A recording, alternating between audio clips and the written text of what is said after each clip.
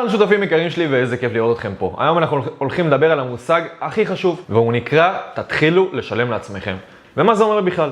בואו נבין רגע לעומק. אנחנו רואים כל החיים שלנו אנשים עשירים הולכים ונהיים יותר עשירים, ואנחנו לא. אנחנו עובדים כל החודש קשה, מקבלים את המשכורת, ומרגישים שלא נשאר לנו כלום. למה זה קורה בכלל? כי אנשים עשירים יש להם השכלה פיננסית וידע פיננסי ברמה מאוד מאוד גבוהה. והדבר הראשון שהם עושים בכל כסף שנכנס להם, לא משנה אם זה משכורת, רווחים מעסק וכדומה, הם קודם כל משלמים לעצמם. ומה זה אומר? הם קודם כל משאירים את מה שהם צריכים למחיה החודשית, אולי טיפה יותר, ומה שהם עושים זה ישר להפריש לחיסכון ולתיק השקעות. למה? המטרה להפריש לחיסכון זה בעצם ליצור קרן חירום. קרן חירום זה אומר, אני צריך, אם אני שכיר, אוקיי? ליצור לי קרן חירום של לפחות 3 חודשים של משכורת, כי אם חס וחלילה יקרה איזה משהו, תמיד יהיה לי כסף נזיל ואני לא אהיה לחוץ. אני יכול להשתמש בו לכל צרה. או גם אם אני ארצה להתפנק ולצאת פתאום מהרגע לרגע לאיזו חופשה חדשה. הכסף לתיק ההשקעות נועד למצוא השקעה לטווח ארוך. השקעה שתניב לי תשואה לאורך זמן. שהכסף הזה יעבוד בשבילי. כי בסוף כסף חדש מחפש בית חם. והוא רוצה להגדיל את ההון וליצור כסף חדש בתשואה יפה מהשקעה.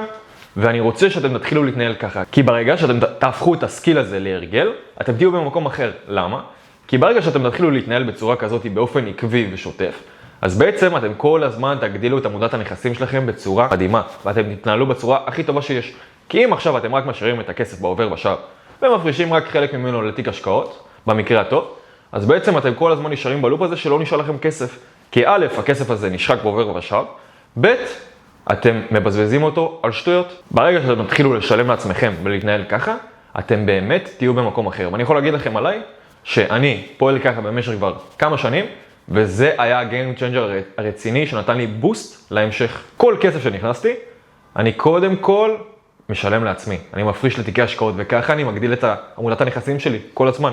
התיק השקעות שלי הולך וגדל. כי ככל שאני מפריש אליו יותר כסף, אז אני מחפש השקעה שתניב לי תשואה ותגדיל לי את ההון לאורך זמן.